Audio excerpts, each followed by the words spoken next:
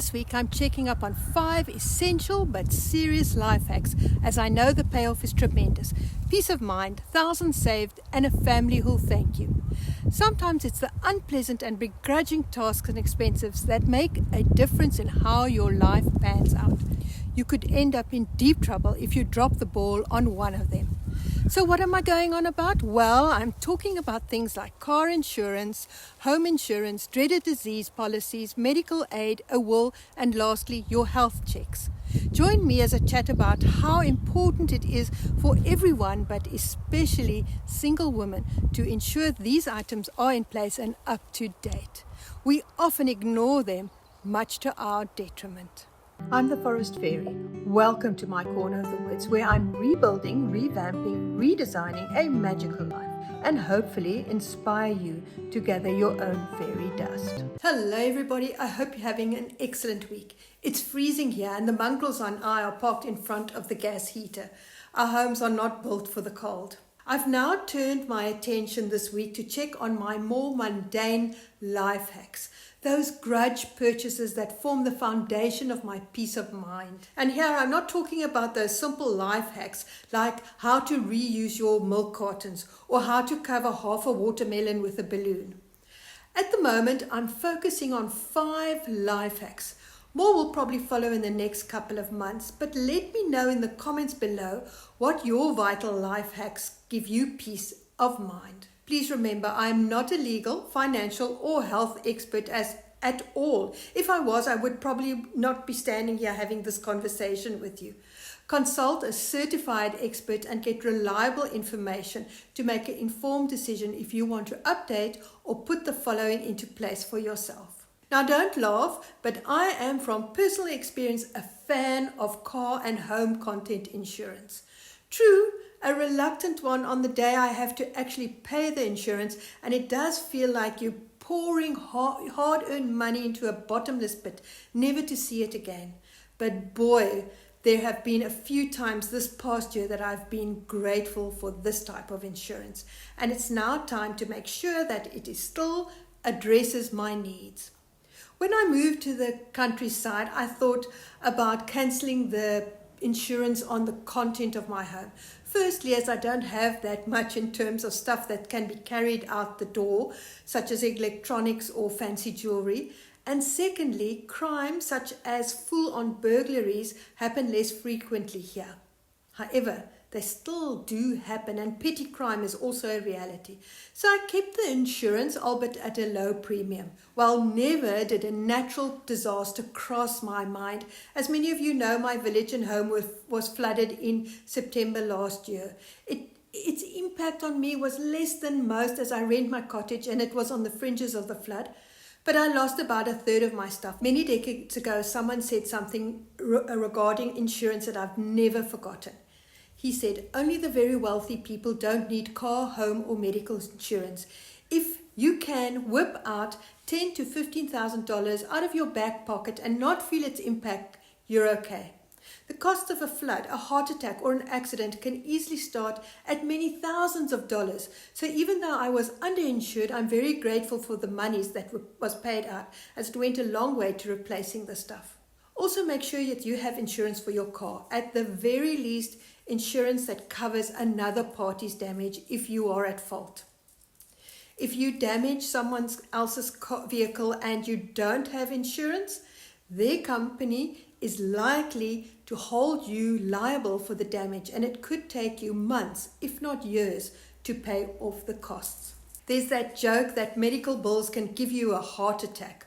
Well, that would be fatal if you've already had one. I'm not talking about the day-to-day stuff like going to the doctor for flu, having your eyes tested, or going to the long overdue gynae appointment. And yes, while those are all dreadfully expensive as well, here I'm talking about having a heart attack, being badly injured in a car accident, or needing a shoulder operation. And sometimes, although these seem to be remote possibilities, they can, as the flood proved, happen unexpectedly. Now, it all depends on which country you live in and how their medical support is set up. But I don't want to get into a whole political and socio-economic debate.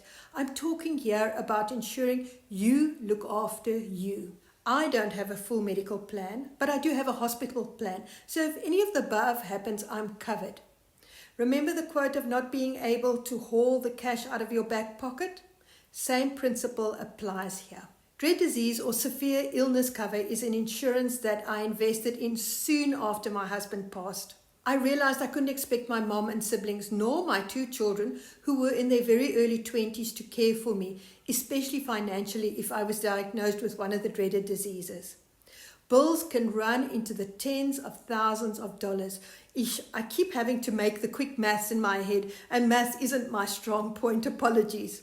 A dread disease is something like cancer, cardiovascular and heart disease, stroke and organ failure, as well as a range of other conditions. But this depends on the country and the policy, so make sure you check that.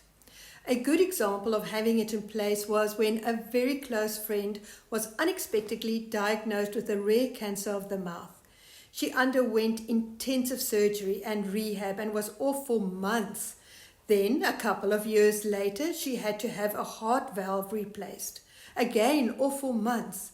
The policy paid out in both cases, and she says it was a lifesaver as it gave them the financial peace of mind during this traumatic time. For me, this is like an emergency fund that allows you to take care of the bills not paid by your medical aid, or assist if you need help or have to take unpaid leave from work.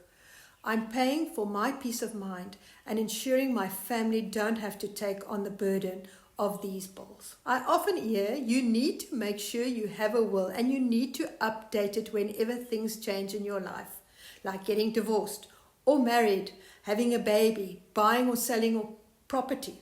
But who of us do? Yet we all know of someone who passed without a will and the mess it left. People who should have inherited now have to fight legal battles. And we've seen that even the most basic will can tear a family apart. Imagine the impact of no will. So I've reviewed and changed my will. It just needs to be witnessed and signed this week. It's extremely basic, like 4 lines, but at least it clearly states who gets what and that I want to be cremated. And this also goes for updating your beneficiaries on, for example, your life insurance. Years ago, a colleague of ours was very lax about this, and although she despised her ex, she just couldn't be bothered to remove him from her list of beneficiaries on the company life insurance. This was until one day we sat her down and explained that if she died, her darling son wouldn't be the one to get the $40,000, but rather her ex and his new partner. This gave her some perspective, and she made work of changing the policy's beneficiaries. There is also the choice of having a living will. It's a legal document of setting out your wishes for your medical care and guides your family and healthcare providers when you are unable to share those wishes with them. It instructs them not to keep you alive through life support or other artificial medical interventions when there is no hope of recovery and death is inevitable. For example, when you're in a coma, unconscious, and terminally ill. It also then reduces the financial burden of advanced life support where there is no prospect of recovery. In this document, you can also include if you would like to donate your organs, for example. And the last one is to regularly have a couple of basic health screenings and preventative tests done. I've been quite lackadaisy about this over the past few years. So I've made an appointment for next week at a local clinic for tests done like my body mass index, blood pressure, blood glucose and cholesterol. Simple tests, but they'll alert me to possible health risks before they become major and start costing a fortune. When last did you have those basic tests done? And yes, in my case, I feel healthy, but being of a slightly older age, I feel I do need to do them so that I can take charge if necessary. There are more, such as a mammogram, eye test, and a gynae visit, which I'll tackle later this year. Join me as I keep tabs on my basic health. It could save me thousands and my life. So there you have it. 5 boring but very important items that I'll be reviewing and updating over the next week or so. I hope I've inspired you to do the same so that we can continue redesigning a magical life with greater peace of mind.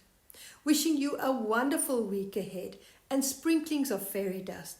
Until next time, goodbye.